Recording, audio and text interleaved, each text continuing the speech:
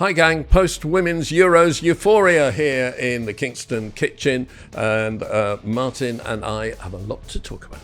Yeah, we need to talk about the Lionesses and a splendid summer of sport. Three of the best, young player, old player, and it's all based around the summer transfer market. And we've got comparisons between some legendary players and some who are going on to become legends.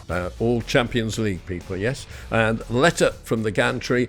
Martin's looking forward to the start of the season, the Community Shield, which turned into the Charity Shield. I didn't realise, but we'll find out in what year it was. I mean, I did realise it changed, I just didn't know the year. Yeah, but you've it turned the other way round. It was the Charity Shield and turned to the Community Shield. Because not enough was going to charity. Possibly. Right, don't forget, if you want to get closer to the podcast, and of course, facts like that will bring you closer, sign up to our Patreon, subscribe to it, and follow us on substack.com, where our writings are Martin's letters and my angry musings. Let's get on with the show. But before we start, just one message from me to say thank you. We've had lots of new subscribers, lots of new viewers, listeners.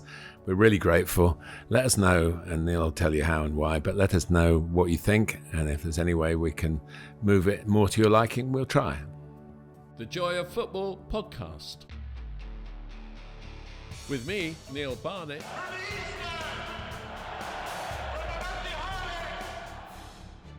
And with me, Martin Tyler. Looks for Xavi! Ready! Aguero!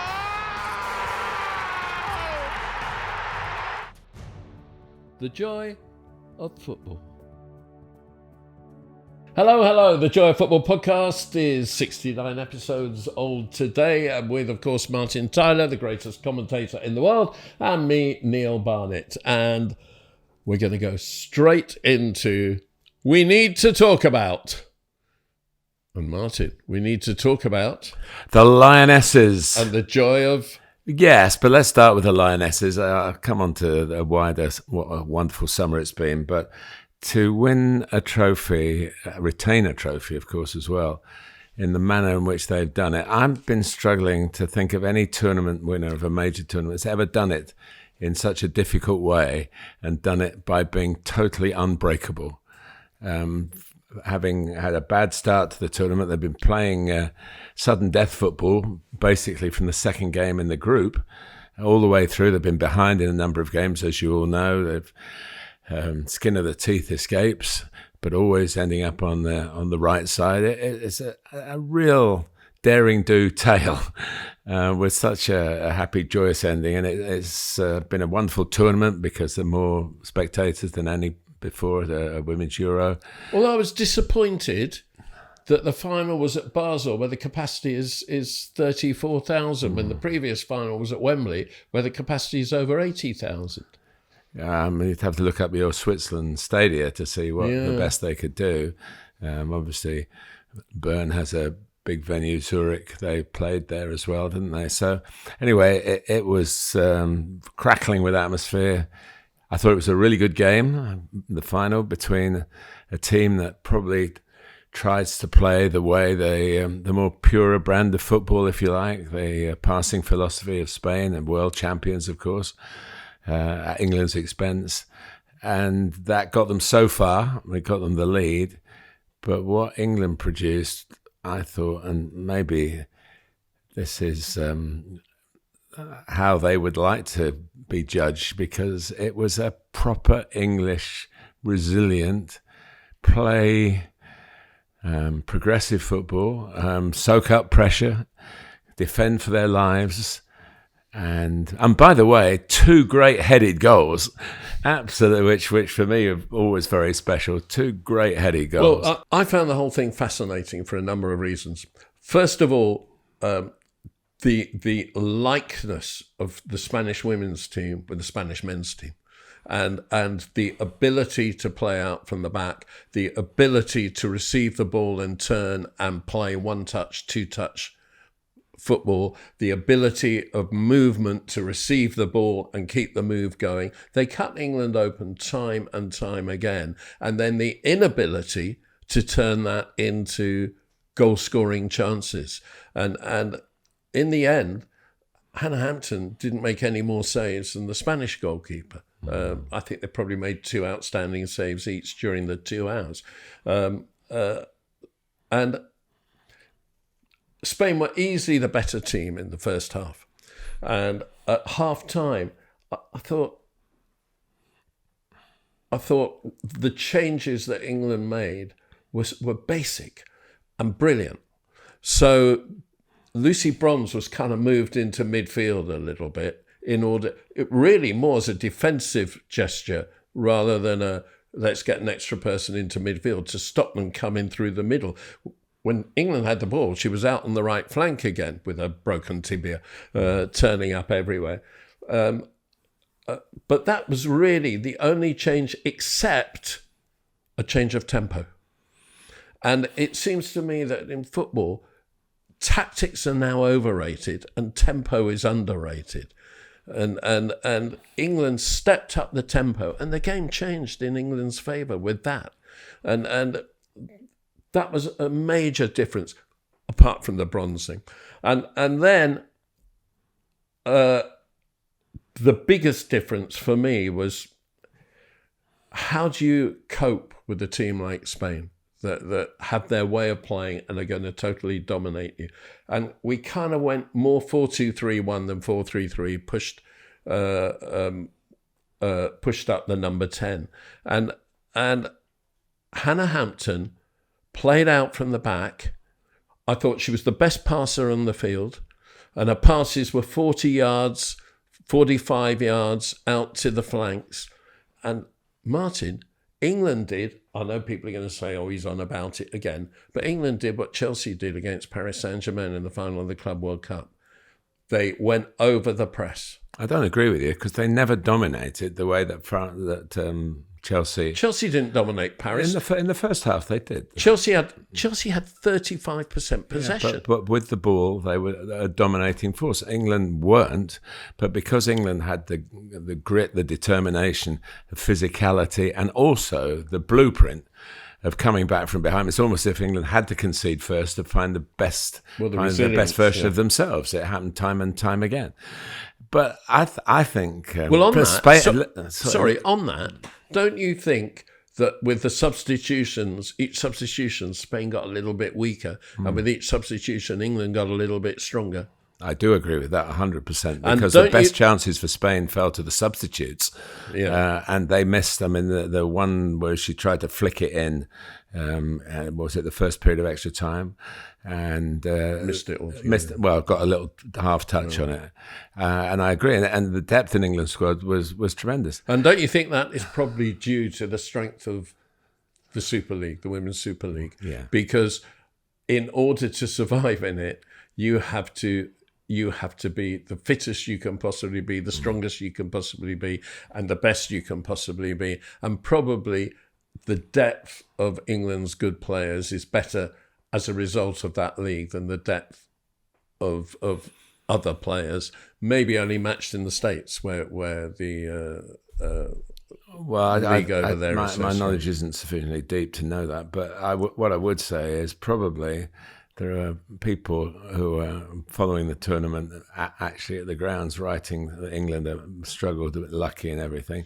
Of course, there are so many slips along the way where the team could have been catapulted off a cliff into disaster, and yet they kept their balance, they kept going. They didn't always keep the ball, but they kept their focus.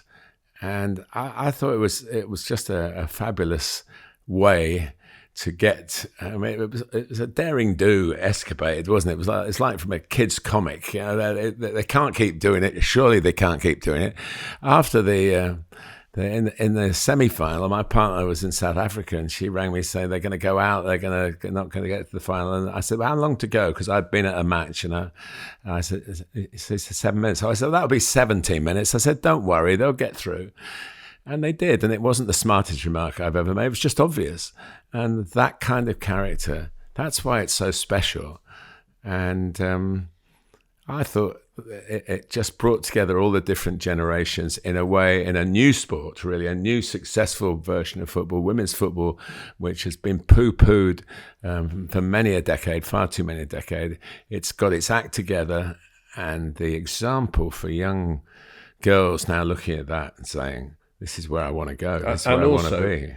The conduct on the pitch between the two teams, which when there were injuries and everything, was duty of care, respect. Yeah. But what do you make of the fact that before Sarina Wiegman became the coach, England had never won a penalty shootout, and now England can't seem to lose a penalty shootout? There seems to be an installation of character, personality, something in there that wasn't there before. Is that simply down to the players, or is that something that she may have brought? Well, we've got this far talking about without mentioning Sarina, which is a dreadful mistake. I mean, she is the winner. She's the serial winner. To be able to prove that you can do it in different circumstances, different groups of players, and yeah, I mean, they haven't been the best penalty shootouts of all time, but nonetheless, they've been shocking. But someone in the post-match on television said, at least our penalties were slightly better than last time. I think she fantastic. Think of all the criticism at the start. Oh, England were not a group. All the cracks were showing in the warm-up games. And so people who withdrew. Who withdrew for good reason. And it was all turned on its head as, England are disjointed. They're not, there's no inner soul anymore. Goodness me, what a way to answer that. I mean, do you think that with Arsenal winning the Women's Champions League, with Chelsea winning the Club World Cup, not playing out from the back, and with England winning the Women's Euros, do you think that, and with Manchester City not winning the league finally, do you think that football may be just beginning to move on from the personality that it's been in for the last 10 years? I watch a lot of football, a lot of different levels, and you watch a lot of the highest levels, and most of your football is the highest level. I would say there's all this thing's been out there. If you know where to look, you can find the kind of football that you want and the kind of football that coaches want. It is, I think, a consequence of a different element that I don't think we always have had coaches, and we go back to, say, the Tottenham team that won the league under Arthur O, push and run. That's always the philosophy of way of playing it. That's 70 years ago. But more is, well, there are more than one way to skin a cat, is the expression I keep getting told around football. Do it our way. So I think the variety of it is part of the appeal.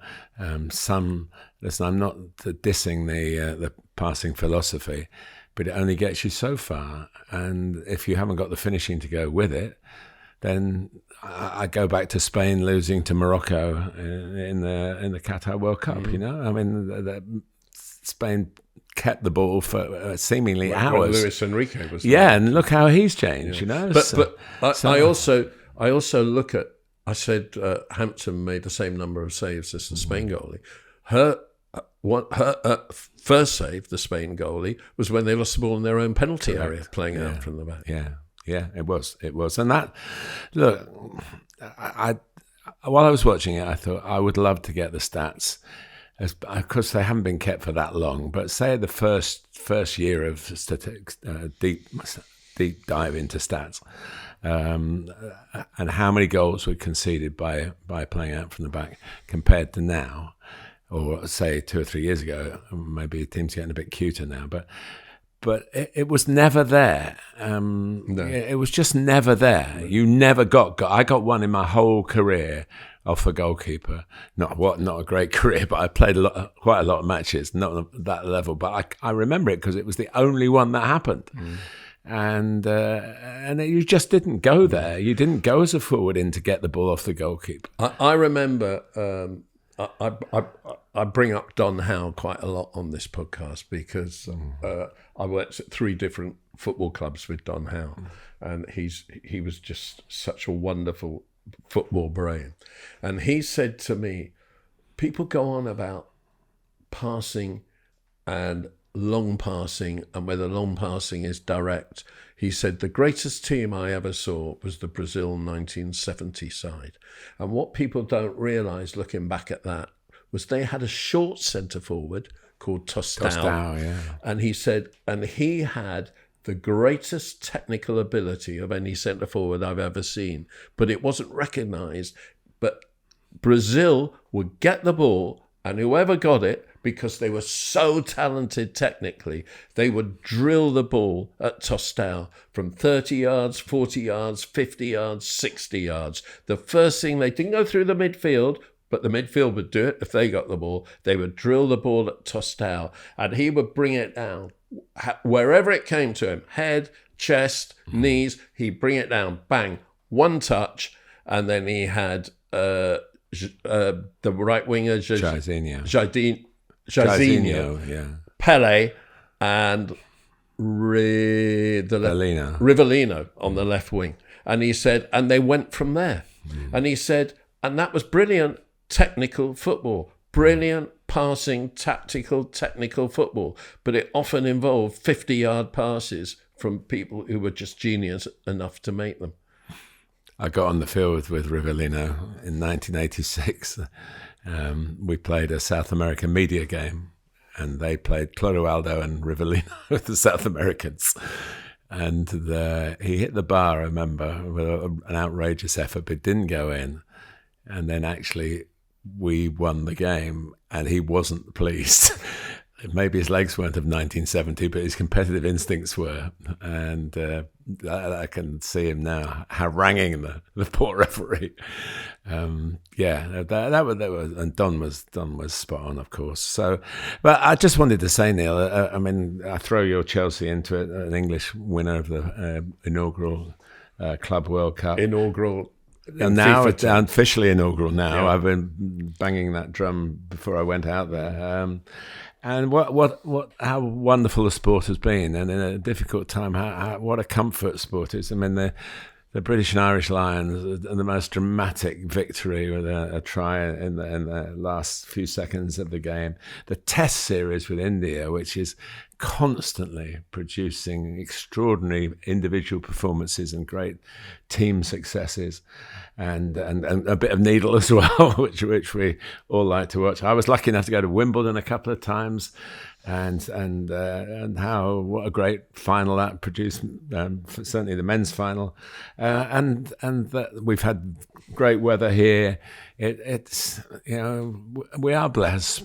Those of us who are addicted, to use your word, to football mainly, but obviously in the sporting context, we love sport, and it's just been brilliant. And it's the joy of the summer as well as the joy of football. Yeah, joy of summer sport, as you put it to me. What you've just brought up though is traditional football tournaments with a final. 5-day tests, tennis opens with the whole 2 weeks in order to reach the final, and you brought up the 5-set final. My problem at the moment, one of my problems with sport, and it started with boxing, and then it moved into cricket, is there are just too many authorities, too many forms of it, too many different competitions, and you actually lose the sense of the pyramid, and so you finish up with 4 world titles in the same weight in boxing, and goodness knows how many forms of cricket. And the Club World Cup is just another football tournament where teams are put in simply for financial reasons into Miami when they haven't qualified because Messi plays for them, and money, grubby money, is digging away at our joy of sport, and we've got to keep a control of it, because you have just gone through all the original forms. No, the Club World Cup is the first one. Well, no, okay, yeah, and that was grubby money, and perhaps I agree with you. I mean, Wimbledon, which my club got a lot of, so I'm not complaining. But I am really. I did a book with the World Cup winners for '66, 15 years after it happened. So they were all still pretty young. And sadly, very few of them with us. Obviously, just Jeff Hurst with us now. But Alan Ball, the great Alan Ball, who was the man of the final, despite Jeff getting a hat-trick, just worked and worked and worked. And he was a big racing man as well as a very fine footballer. He said in this interview that I did for the book, his chapter, he said, "Why do you need to go abroad?" He said, "The summer." He said, I get the summer off mostly, and as it was in those days. And he listed all the flat racing events through the summer, but he mentioned Wimbledon. Henley was another one, I think, and that there's no finer place to be than in England during the sporting summer. So maybe I've taken a little echo from that because Borley was a great person, a passionate person. Alan Ball on retirement, soon after retiring from playing, became manager of Portsmouth. And he made the youth team manager of Portsmouth, Peter Osgood. Can you imagine what it was like? the whole climate of the racing culture, the drinking culture, the social the racing culture. Post would have had a few sales in the Portsmouth newsagents. And they went on tour. They went on pre-season tour, and Ozzy took his youth team out with them, and they'd done all their work. And Ozzy said, "Right, tonight is your night off to the youth team players. This is your curfew. Anyone who's back before it gets a 2-week fine." That was the culture in those days. Yeah. But listen, I think we all have to. We can't sadly influence some of the atrocities in the world at the moment. We'd love to be able to, and if sport's a comfort from that, then grasp it. But it stands on its own right. I get what you're saying about, of course, money's always been involved. But the fact is, every day you look on your news feed and when you buy a newspaper a lot, if you look towards the back of the paper, you'll have a smile on your face. If you look anywhere else, you might not. Yeah. Well done to all of them. Right, let's move on to 3 of the best. And he makes them pay. 3 of the best. He's made them pay, and that completes a wonderful hat-trick. Young player, old player. Martin's going for 3 doubles this week, like me. Go ahead. Well, I think Martin, young player. Well, I think what we've done, and I'm looking at yours now, we don't always talk about this beforehand. I've gone the transfers. Yeah. And so there's an interesting couple of players who've come from Club Brugge, who I covered a few times in the new format of the Champions League last season, and not surprised that they've been spotted by the fact that their talents have been on wider show. The main one is Chemsdine Talbi, who's a 20-year-old winger who basically had his first full season last season. The Champions League gave him a great platform.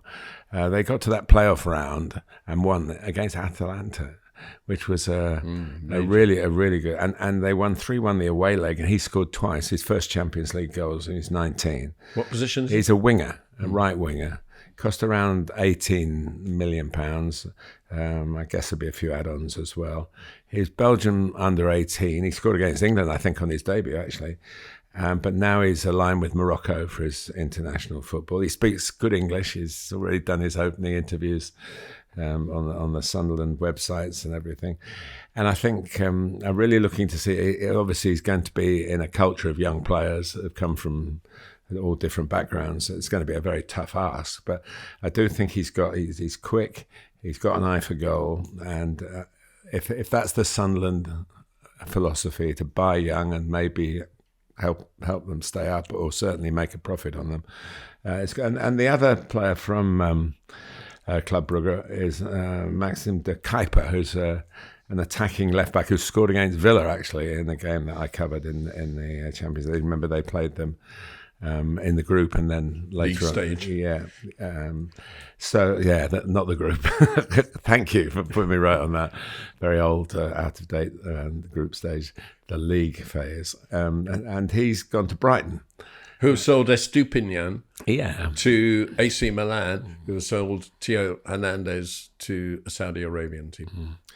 Well, I was a bit surprised Estupiñán was sold. He's always been a cavalier of a player for me. I remember him scored a great goal at Arsenal. He scored a great goal at home to Manchester United. So we've got two of them. We've wiped out our two producers here. But he thumped, or maybe it was at home to Tottenham, actually. He was, well, anyway, they've moved him on. And Maxim Cuyper's in the he's not the only one who's got a challenge to hold the first team place down. But he's a bit older. And I think he's probably really ready to go. So those are my two young players. Yeah, excellent. I went to a game at, we then called it Bruges, not Club Brugge. I went to a game at Club Brugge it must have been February '95, in the 94-95 season, in the quarterfinals of the European Cup Winners' Cup. And on the day of the game, the local police or the local authority, I don't know which, announced that there was to be no alcohol sold in the city. What a downer that was, I can tell you. Anyway, I don't blame them, because in those days, it could have got the visiting awkward. English were not. Yeah. My young player is Noni Madueke, 23 years old, £52 million if you include the add-ons, 48.5 million. And no longer a Chelsea player. Paid by Arsenal to Chelsea. A lot of Arsenal supporters didn't want him, or a lot of Arsenal supporters didn't want him, because Arsenal bought so many Chelsea players in the last 15 years. Before that, they've actually bought as many players in the last 15 years as I think they have in the entire history before that, because there were very few Arsenal-Chelsea transfers down 15 the years. players have played in the Premier League for both, and Noni will be the 16th and Kepa the 17th. I just want to say this to the Arsenal supporters. There are two types of wingers in my estimation. Wingers' work has changed, obviously, since 3 forwards came in, 2 wide and 1 central, and 2 centre forwards were done away with, or 2 strikers, dual strikers were done away with. And there are 2 types of wingers when you're playing with 1 forward. They're the ones who stay wide and look to create, and they're the ones who make for the penalty area. Now,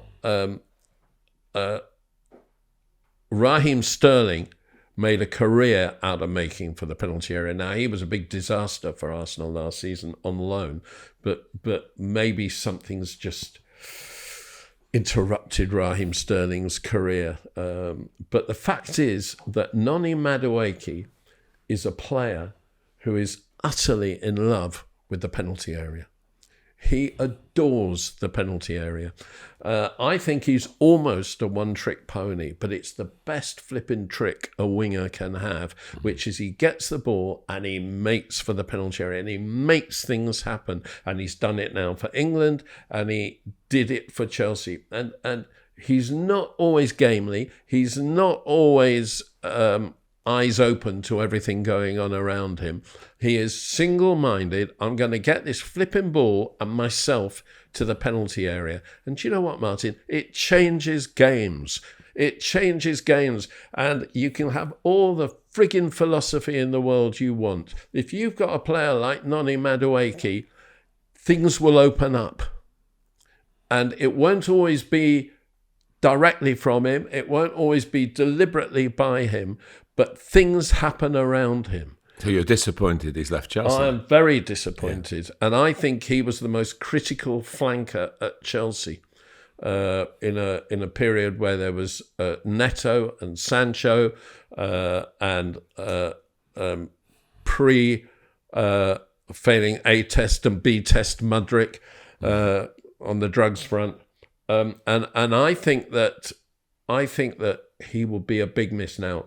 Estevão William, this incredibly talented Brazilian 18-year-old, is coming in. Can he fill that? Is that his style? It looks like his style from what I saw of him with Palmeiras. But I think Arsenal have got to play. I mean, I do think that Saka's a bit like that.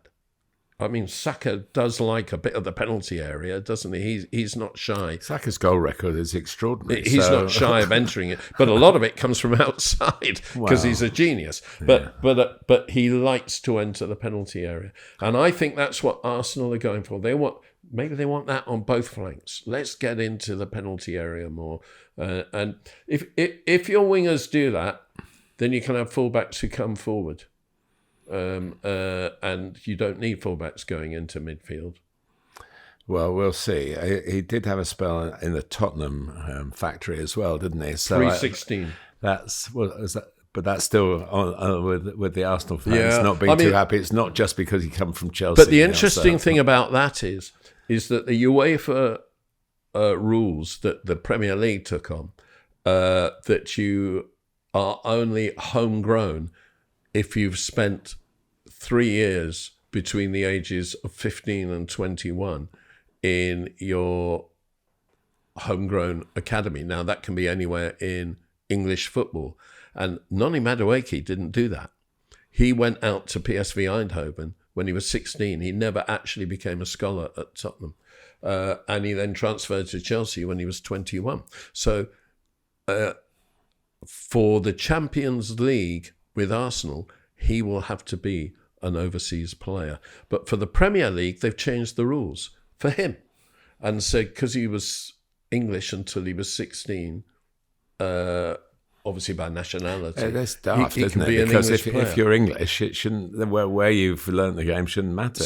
So in terms of birthright to be counted as an Englishman. In the 25 players in the Premier League, Arsenal can have 17 other overseas players, but in the Champions League, he has to be one of the 17 overseas players still. Right. Old player.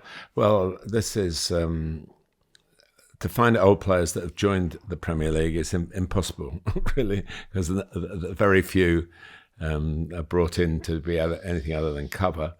So I'm going to go for the signings of Liverpool of Virgil van Dijk and Mohamed Salah, who actually have signed new deals. So that sort of counts. I think, if you forgive me, I think it fits the envelope. And how important that was when they did it, and how important it is now in the post-Jota era, which will obviously, as we've talked on this podcast before, will take some getting used to, if anybody will ever get used to such a tragic event. I'm sure that, again, that's not the right expression, but living with it. And they will have such important roles to play. There's a suggestion that Salah will have more of a leadership role as well. I think Trent was the vice captain, and so there'll be a vacancy there that Mo Salah could fill very, I'm sure, with great expertise. But they are going to be, they're lent on with their ability, an emperor of a centre-back, a forward whose numbers are simply off the chart. But as people as well as players, so I've gone for that for my old players. Looking at if you like, the signings of the summer. I've gone for Ashley Young, released by Everton, 39 years old. He'll be 40 this coming season, and he has moved to Ipswich, where he'll play in the Championship. And Ashley Young obviously won't need the money that Ipswich are going to pay him after a career with Watford, Aston Villa, Manchester United, Everton. Have I left anyone out? I think Inter. Did he play for Inter for a bit? Ashley? Won Serie A, didn't he? Yeah. Oh, of course he did. Yes, with Conte. Yeah. So I think he has gone simply for the joy of football, and I love him. I absolutely love him for it, and he doesn't want to stop. And I don't think Ipswich is a particularly great football environment.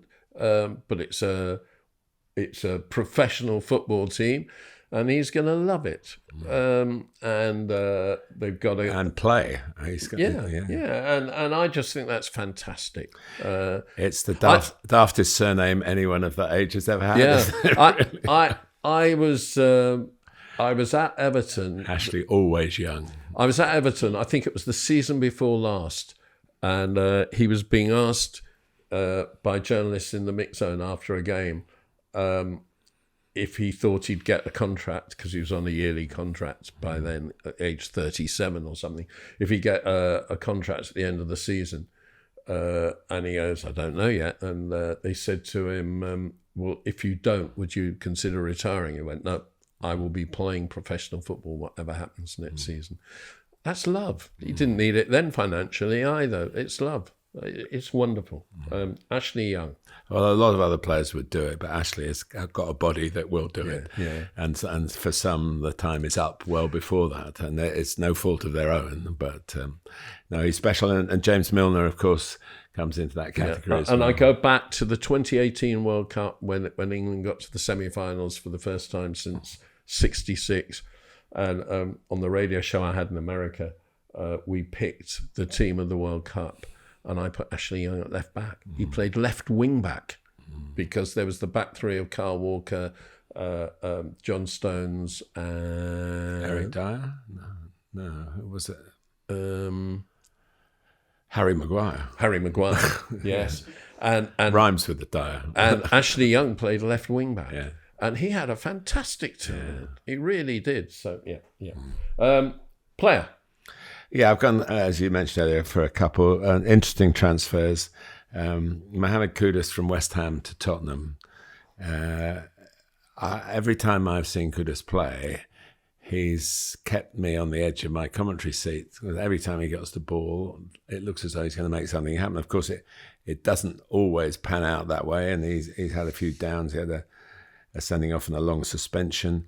But he's one of the dribbling players in Premier League football. And he's now, maybe he's going to be Thomas Frank's new Bryan and Mbeumo. You know, there are similarities there. I think Bryan had far more organisation, discipline to his natural game than Mo Kudus. But he's a talent. He's a real talent, and I'd like to see a scenario where maybe he can make it a bit more of it, because he's the kind of player that just makes it worth the admission price. I agree totally. He drove me up the wall. If I'd have been a West Ham supporter, I'd have been thrilled to get rid of him. He lost the ball more than he did good things with it. He promised and didn't deliver, except that every so often he not only delivered, but he delivered specially. Yeah, and then when sat on the fence, didn't he was a perimeter fence. He's a massive talent. The task will be to get that consistently. Yeah, and the other player is Caoimhin Kelleher, who's left Liverpool after 10 years in the system. 26 years old. Yeah, 67 Liverpool games, but only 25 in the Premier League. But some of those other games have been big games, cup finals, and 23 caps for the Republic of Ireland, and a chance now to play every week at Brentford under fellow Irishman Keith Andrews, who's obviously stepping into some big shoes there. But with Jordan Henderson coming back into his radar as well, there'll be a sort of common ground there. With Damien Duff as assistant to Keith Andrews. Yeah. So it's a mixture of Irish and ex-Liverpool, really. So it's I think it's a great chance for him. He's always looked as though he was ready for this move, and clearly you don't always have total control of when it could happen. Whether it was a move that was already in the pipeline before Thomas Frank was headhunted, I suspect it probably was. But he could have, he could have done something. It's not about the manager; it's about the opportunity. And I really hope that I think he might have a busy season. There's a bit of a collective fear out there amongst the football pundits for Brentford having lost some very important players and the manager that's made it all happen. But the things do change, and it's a new challenge for Brentford, and for Caoimhin, particularly a new challenge. Yep. My player is Mateo Retegui, the Italian striker, who was if people remember, was born in Argentina to obviously Italian descendants. Got into the Italy team at a young age when he was still playing in Argentina, then moved to Italy. And he was part of the Atalanta team last season that qualified again for the Champions League. I was really surprised that he moved. 28 goals in 49 appearances last season, 64.5 million euros. And he's 26 years old. That's all. And that got me interested. Just remind us where he's gone. He's gone to Qadsiah, one of the Saudi teams. And that got me interested in looking up just what kind of players are joining the Saudi Pro League at the moment. And I looked up the Al Hilal team that beat Manchester City in the round of 16 in the Club World Cup 4-3 after extra time. And I just looked at the players who had made their names in Europe. Goalkeeper, Yacine Bono, 34 years old, which isn't old for a goalkeeper, and he went out there a year or two ago. World Cup semi-finalist with Morocco, won 2 Europa Leagues with Seville? Sevilla, yeah. Sevilla. Kalidou Koulibaly, 34. He went out a couple of years ago when he was still in his... Well, he's still in his prime now. African Cup of Nations winner as captain. Coppa Italia winner with Napoli. And they've just won the league, but they didn't win much when he was there. Ruben Neves, Wolves, of course, Portugal, 28. He scored the winning penalty in the UEFA Nations League this summer. Raylan Lodi, the Brazilian left-back or left-sided central defender, 27. He was a La Liga winner with Atletico Madrid. Malcolm, the Brazilian winger, Brazilian international winger, 28 years old, Russian league champion with Zenit St. Petersburg, top scorer in the Russian league before Russia became unplayable basically. Sergej Milinkovic-Savic, 30 years old now, highest scoring midfielder in Lazio history. I mean, a top class player. Highest scoring midfielder in Lazio history. Took over from Pavel Nedved, no less, the great Czech.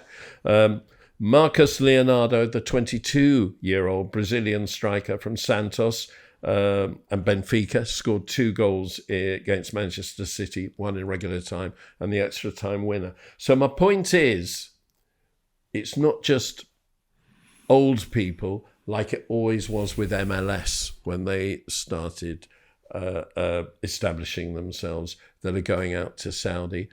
It's players of a much younger age. And I think that Retegui will be a big loss to Serie A, a big loss, and a big loss to Atalanta as well. It'd be very interesting to see where Alexander Isak finishes up, because it could be, as I look at it, only the Saudi teams can afford him. Well, I'm talking about transfer fee here. Yeah. We're still linked with Liverpool. We're always... It doesn't make sense. They've signed a forward. It just doesn't make sense.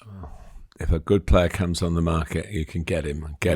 That's always been the right philosophy, I believe. But that one, I mean, we're talking on a certain day today. That's a new story that will be, by the time you listen to this, that will have changed. So. But Retegui, for some reason, he wasn't first choice for Italy in the Euros, and they paid the price. He should have been their first choice in the Euros, but he was coming off the bench.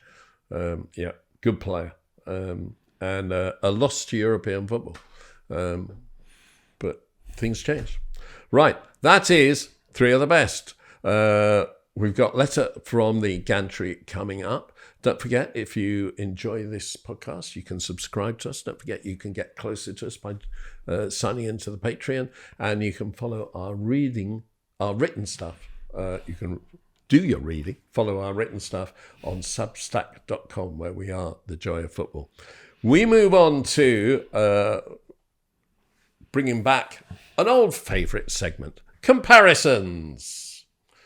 And Martin, I've gone for 5 comparisons from the 5 teams from the Premier League in the Champions League. Players. So from Liverpool, the Premier League champions, I offer you Virgil van Dijk, and Alan Hansen. Match of the day pundit to many people, of course, for so long, who may not have seen him play. But, I mean, he played right up to the latter part of the 1990s. Well, same position, similar attributes, leadership qualities, confident in their own game and confident in those around them. Hugely important careers for the Anfield club.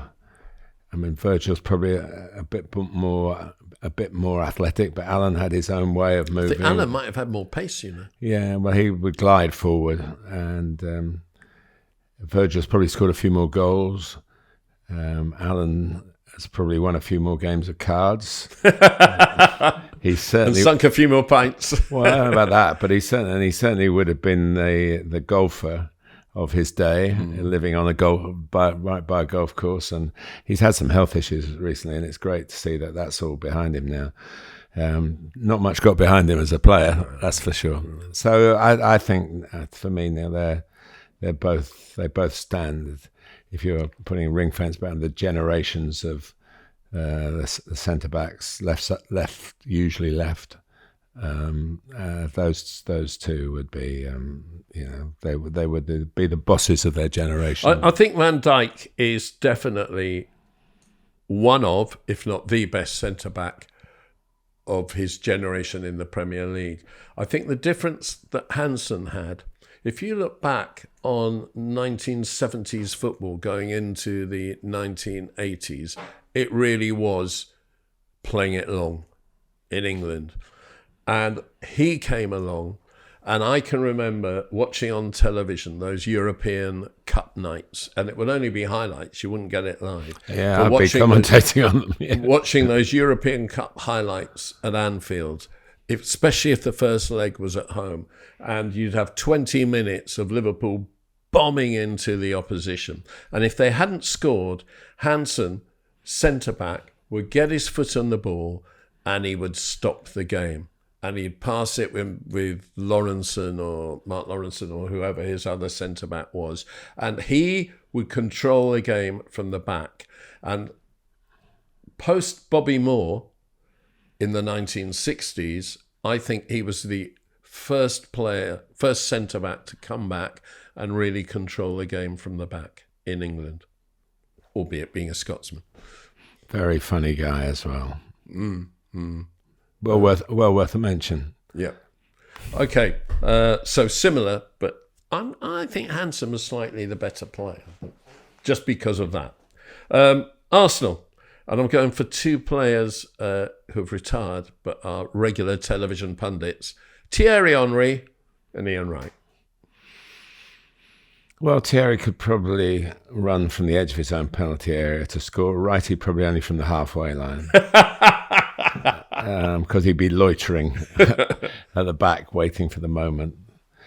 I mean, in their ways, just look at the stats. There.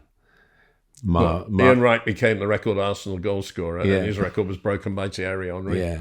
Yeah. So that, I mean, I don't ever want to say one's better than the other, because in their time, in their team, and that's a very important part of it, in their team, they were the game changers.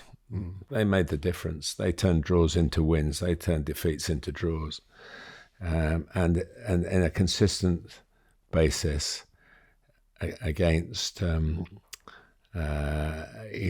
defenders who were still in those times, even Thierry's time, you could still be felled by something that might have an attempt to slow you down. For me, the sight of them going for goal as a commentator, you didn't have any doubts in your mind, really, that the chances would finish. It is still the hardest thing in the game, and they were exponents. Ian came late into the game. It's a very nice story, from humble origins, rags to riches, and Thierry who came slightly late into English football in terms of his career. But he won the World Cup. He didn't play in the final, but he played quite a lot as a young winger. Yeah, no, he wasn't doing it what Wrighty was doing, trialling at Dulwich Hamlet and things like that. The Thierry was already a blue ribbon player, and both great to talk to, both great orators in their way. Thierry didn't, but I believe, speak that much English. Well, he maybe kept it under wraps when he came. And then suddenly I was interviewing him after he'd been in the team about 3 or 4 months, and he was talking English as quickly as he could run, and that's pretty quick. He really thoughtful guy, both great company, privileged to have their numbers in my phone, to be honest. And I think the world of both of them. So, yeah, again, I'm not going to say one or the other. I'm going to say thanks to both. Yeah, and I think what I despised about them both, being Arsenal players, was their wonderful goal-scoring arrogance. I just loved that. And of course, I hated it when they scored against Chelsea, which they both did quite regularly, I have to admit. But that goal-scoring arrogance that had a real sense of humour to it as well. For the Arsenal supporters, obviously, but it was tinged with that humour, and just two guys who lit up the game. Loathe them both, of course, but wish they'd been in my team. Right, Manchester City, Erling Haaland and Sergio Aguero. Well, they are different, and there's no question. Different parts of the world, different physical status, if you like. Extraordinary players. What Erling will end up with, I'm not sure. I mean, he has the capacity to be up there with Ronaldo and Messi and that kind of numbers, really. I mean, I can only say that Sergio Aguero changed my life, so I have to say my gratitude to him. It was Aguero was an outstanding footballer. Haaland is an outstanding goal scorer, but Aguero was an outstanding footballer. But he scored. I mean, he scored 3s and 4s as well. His record is extraordinarily good. And the big games, of course, he scored regularly. And they are... Erling has to live with the sort of awkwardness of being the kind of... You can't not look at him on the pitch. He's a lighthouse. Yeah. That blonde ponytail, and it's like the lighthouse flashing. And I must say... They don't use it as a beacon all the time, Manchester City, which if I was Erling Haaland, I would probably be pretty annoyed about. But I think he's doing all right at the club, so I don't suppose he's got much to complain about. But I think he could get even more goals. But then City might not win as many matches, and I think that's an important thing to this season's going to be very vital to him, isn't it, in terms of can his style unite with trophy winning? In the way that Manchester City have grown used to down the years. Yeah, and that oddity in the cup final where he didn't take the penalty, that those kind of things there sort of make you not question his ability. Maybe he's too nice. Maybe that was too much of a gesture, or maybe he was feeling under the weather, or what. I'm not sure what he said about it since, but again, for a club, we're looking at 2 generational players, and you're right. I do think where Erling ends up, will he do the 10 years at City, the long contract? Is that just a protective thing? We still don't know. What the outcome of Manchester City's problems will be, though we must emphasise all along that they've protested that they are totally innocent of all the charges. The only thing I've got against Erling Haaland is I spent the first 3 or 4 years calling him Haaland and calling his dad Haaland, Alfie, because that's the way it should be said. But his right to say, when I'm in England, I want to be called Haaland, and we've all bowed to the great man, and we've done that. But it slightly goes against the commentary grain, really. Yeah. I do think Aguero was an absolutely wonderful footballer, and I think Haaland has to show that when he doesn't score, he can still give the team something, which I think he can. I think he does. Yeah, I think he'll need to show that this season more. Chelsea, Cole Palmer, Eden Hazard. Well, I'm looking at this in a slightly different way, in that we're desperate to get Eden on to talk about his career and his wonderfully laissez-faire. Is that the right expression? Yeah. There's sort of laid-back view of being a sensational footballer on the world stage. And I must say, I'd love to have Cole on as well, but I think it would be a different kind of conversation. To be short. Well, it might not be, because I think, he probably has to give quick answers post-match to the many great performances, Man of the Match awards. Eden's done it. I do believe that, like Gary Neville said on that famous occasion, that he could have done more. But if he'd done more, would he have been a happy Hazard? I think he finished as a happy family man with his priorities absolutely right in his life, and I don't think any of us have the right to challenge that. And Cole, we wait to see where. Was that a true story that City were looking to buy him back for some zillions, or Chelsea said? Why would they buy him back when they got Foden? Yeah, well, I don't know. Oh, because he's better. Well, I'll accept that. No, but seriously, yeah. Anyway, I mean, I'll give you a difference. Hazard cut through you like a knife. Yeah.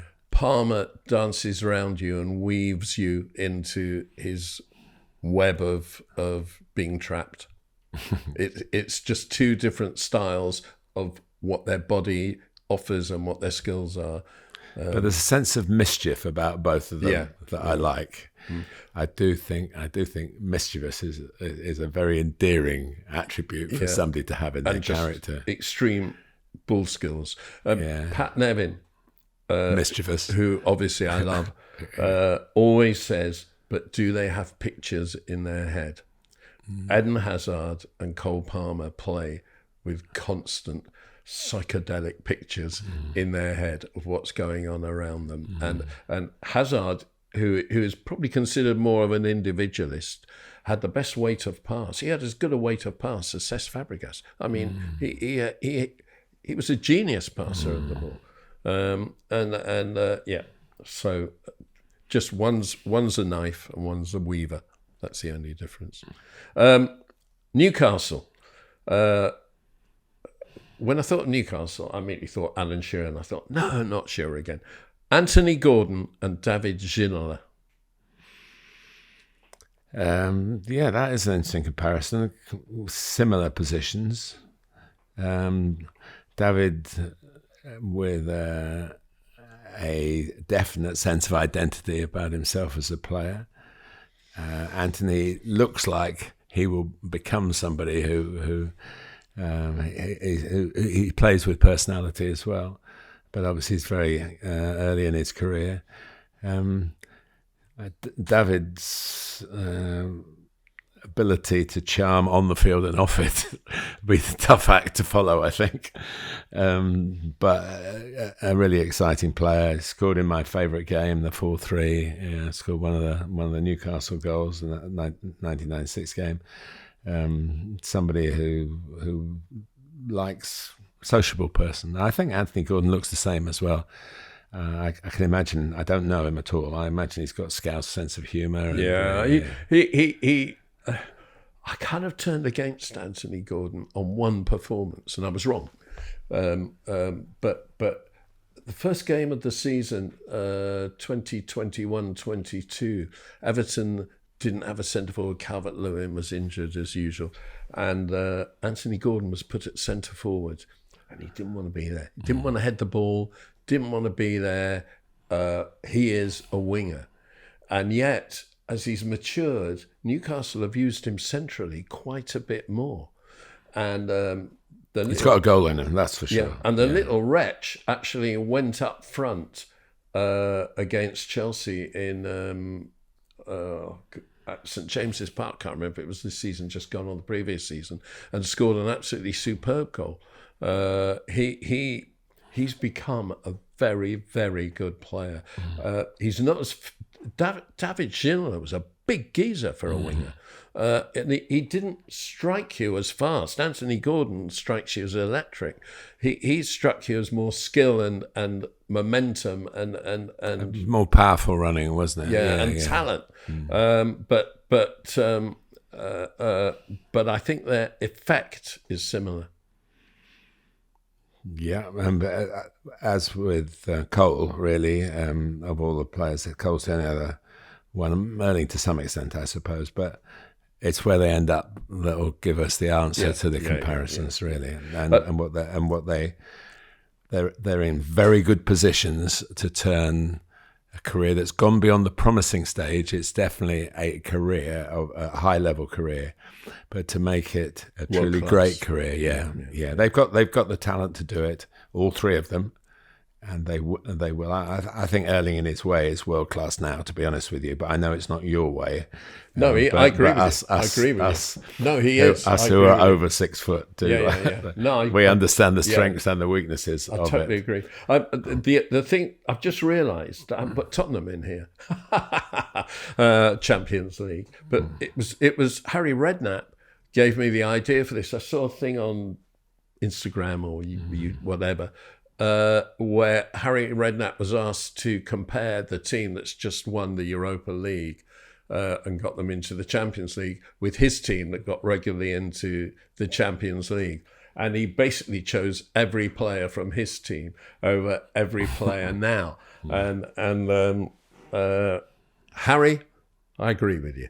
But it was so I'm not gonna do Tottenham, but I didn't realise, listeners and viewers, that this was a personal prejudice by my co-host, and I will take off mic retribution with him, and maybe bring you news next week. He tried to be. We've mentioned Kudus anyway, so listen, he tried to be upset about that. To be fair, he tried to be generous. Thomas Frank got some mentions as well. He tried to be generous during the course of this, and he started off by putting Romero in over Michael Dawson, but you could tell he didn't mean it. And at the end, when he realised he'd chosen 10 out of 11 and not Dawson, he changed his selection and put Dawson in over Romero. Right, Harry, good on you, Harry. You're our man. That is comparisons, which leaves us only with sit and learn. Martin Tyler's letter from the Gantry. Letter from the Gantry. Thanks, Neil. It's only a couple of weeks away from what has always been my marker for the start of a new English football season, the skirmish for the Shield. The Charity Shield from 1908 until 2002, the Community Shield since then. Usually, though not always, down the years between the league champions and the FA Cup winners. Therefore, coming up, it's Liverpool against Crystal Palace. It is Palace's first appearance in this fixture, but I have 3 stories which are woven around Liverpool's involvement, all in years when actually they were the winners. The fixture was switched for the first time to Wembley, the old stadium, of course, in 1974. It was a sensational afternoon. Liverpool participating as FA Cup winners. Kevin Keegan, their star. He'd scored 2 of the 3 goals in the stadium the previous May to beat Newcastle United in the cup final. The champions were Leeds United, captained by the combative Scot Billy Bremner, and now managed for the first time by Brian Clough, a shock appointment given he'd been a very public critic of the way Leeds had been achieving their considerable number of successes at the time. Now, the game finished 1-1. The Shield had been shared in the past, but that year the protocol included a penalty shootout, which Liverpool won. But on the hour, in regulation time, Keegan and Bremner became embroiled in a fight. Both were sent off, and charity was the last word on the lips of the fans in the stadium and the worldwide television audience. Wembley was supposed to give the contest a showpiece gloss. That both dismissed players threw off their shirts as they left the pitch damaged the image even further. Now, my reason for bringing all this up, once again, is to tell you that the following week, ITV were made aware that Kevin wanted to give his side of the story, an exclusive. It would be on the Saturday lunchtime preview programme the following week on The Ball. I got to know Kevin after his meteoric rise to Anfield from Scunthorpe United, but even so, I was very surprised to be entrusted with doing such a significant interview. Kevin lived in North Wales, a retreat really with his wife Jean, a farming environment. Plenty of privacy, but we were invited in. Whoever had done the interview would have tapped into the deep emotion that English football's young superstar was still feeling several days after the game, and the sense of shame. Kevin couldn't sit still. He had tears in his eyes. He quoted his mentor, his father, in saying, "If you get hit once, you get up and get on with it. But a second time, you cannot let anyone get away with it." The first blow, incidentally, had been a punch from Leeds' Johnny Giles, for which the legendary Irish midfield player staggeringly only received a yellow card. It was an apology couched in explanation. Looking back, it was a very brave decision for Kevin to talk, but he needed to get a lot off his chest. It showed how he wore his heart on his sleeve, even when he wasn't wearing his shirt. Emotion was never far from the surface in his long and distinguished service to football as a player and a manager. Fast forward 8 years, the 1982 Charity Shield pitched Liverpool, then champions, against FA Cup winners Tottenham Hotspur. And it's another interview rather than a commentary tale. I was getting ready to go to Wembley on the Saturday morning when my ITV producer called to tell me that England had announced their captain for the upcoming Ashes series in Australia. I was told the now confirmed skipper might do an interview in the lunch interval that very day in a break in the match he was playing for his county. For my ITV bosses, it would be a real coup to air it on World of Sport, ITV's flagship show that afternoon. Then I realised why me. The name captain was my old school friend and flatmate from a decade earlier, Bob Willis. Bob had left the flat that we shared in Streatham in South London when he fell out with Surrey and had been on Warwickshire's payroll ever since, though his county championship appearances had been sporadic. But he wasn't going to be in Birmingham on Charity Shield Day. Warwickshire were away to Essex. Despite the chance to catch up with an old pal, I was still thinking Wembley. Chelmsford wasn't that far away. Oh no, go to Colchester, I was told, just that much further. I'd been given enough notice to get there early, hoping that Warwickshire would be batting and that Bob would talk while the game was going on. Midday maybe, and then even from the Garrison ground in more northern Essex, Wembley was doable. No such luck. Bob was in the field. And the Cricket Bible, Wisdom, from the following year confirms that Essex had started what became a very long opening partnership. At the lunch break, Warwickshire had sweated with little success. I grabbed Bob as he left the field. I was sure as a mate he would help me out. He loved football too. "I've got the crew ready," I gabbled. "Just a handful of questions, a couple of minutes. Oh, and by the way, congratulations." "I've got to eat first," was the somewhat gruff reply. He was in the end as quick as he could be, and I managed to keep my mind on cricket when I did the interview. I reckon I left the ground at 1:35. Estimate of the distance to Wembley was 56 miles. Somehow I was in the stadium before the 3 o'clock kickoff. What a rush! Which was akin to the football headlines the next day. Ian Rush scored the only goal to ensure Liverpool lifted the shield. For the record, Essex made 502. Bob took one for 58. Liverpool won 1-0 again in 1989, beating Arsenal, who only 11 weeks earlier had taken the league title famously from their grasp at Anfield. Peter Beardsley notched the goal, this time just past the half hour. And I was commentating on this occasion. But it was another will I, won't I scenario. The Tyler family had been awaiting the imminent birth of our second child, and a maternity ward in a Dulwich hospital was an increasingly more likely venue for me on Saturday, the 12th of August, 1989. But when I tell you I'm currently choosing a card and a present for the upcoming August the 11th, 36th birthday for Jennifer Daisy Tyler, you know she popped out a day early. The apple of her dad's eye right from the start, which of course she remains. Charity for that edition of the Shield certainly began at home. It's weird, isn't it, that what's called the Super Cup across Europe and seems to have more oomph than our community charity shield. But since overseas people have come over here, it's actually lessened in importance and become much more of a pre-season friendly than it used to be, don't you think? No, because in my notes it's always the first game of the season. So And the shield is a massive piece of trophy ware. Yeah. It was the Sheriff of London's shield, I believe, in its first existence. And it's sort of course, now, those stories, even the years I was telling that 15-year spell from 74 to 89, there weren't so many pre-season tours. There weren't pre-season friendlies weren't on television. And you played for teams in Norway. And maybe one other English team. Even very, very few English games. They would go to an Austrian training camp or a Swedish training camp, as you say in Norwegian. And but it's all, again, I suppose it's because it stayed the same. I've stayed the same, really. I've always looked upon it as a great way to start the season. And certainly my first years in television, we finished at the cup final.